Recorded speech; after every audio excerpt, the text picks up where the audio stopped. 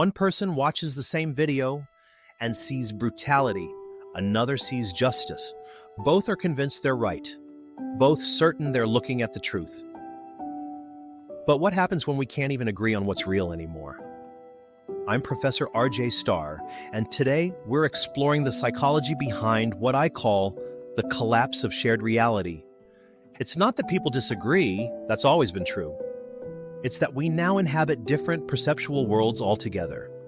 Two people can live on the same street, scroll the same apps, watch the same footage, and come away with entirely different realities. That's not just polarization, it's a psychological fracture, a breakdown in the basic emotional and cognitive scaffolding that lets humans share a world. Reality used to be negotiated through conversation, institutions, and some baseline of trust. Now, reality is personalized, curated, and reinforced by algorithms that learn what makes us feel certain, not what makes us accurate.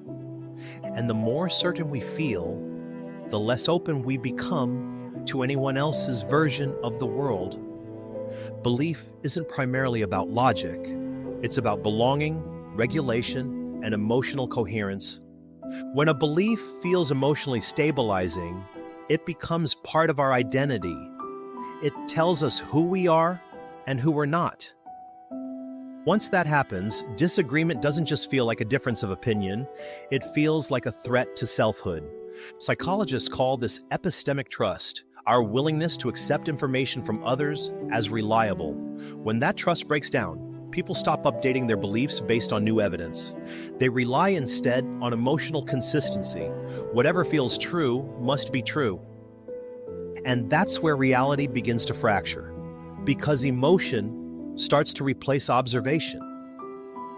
The internet has become a mirror maze.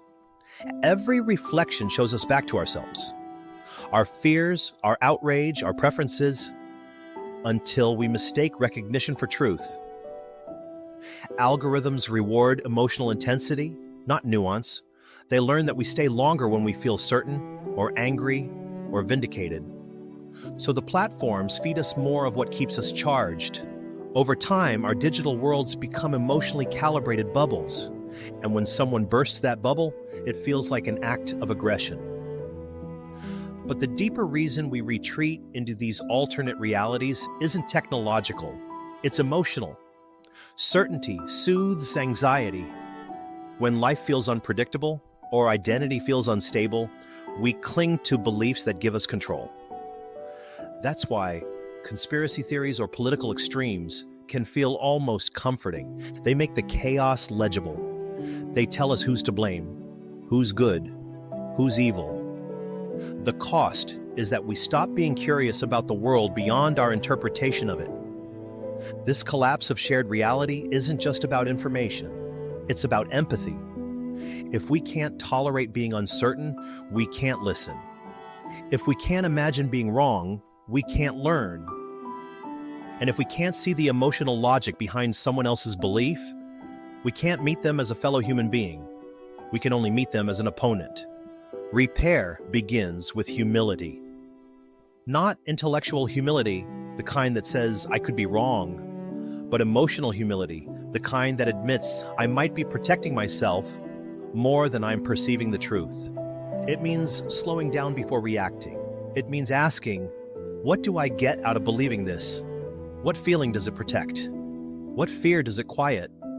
We won't rebuild shared reality through more data or louder arguments. We'll rebuild it through a renewed respect for psychological truth, that our minds create the worlds we live in, and our emotions decide which ones we defend. Shared reality isn't a given, it's a practice. And it begins wherever two people are willing to stay in the same room long enough to remember that perception isn't proof, it's participation.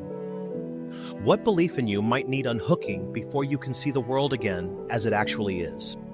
Read the full essay, which will be linked in the description. I'm Professor RJ Starr. Thank you for watching.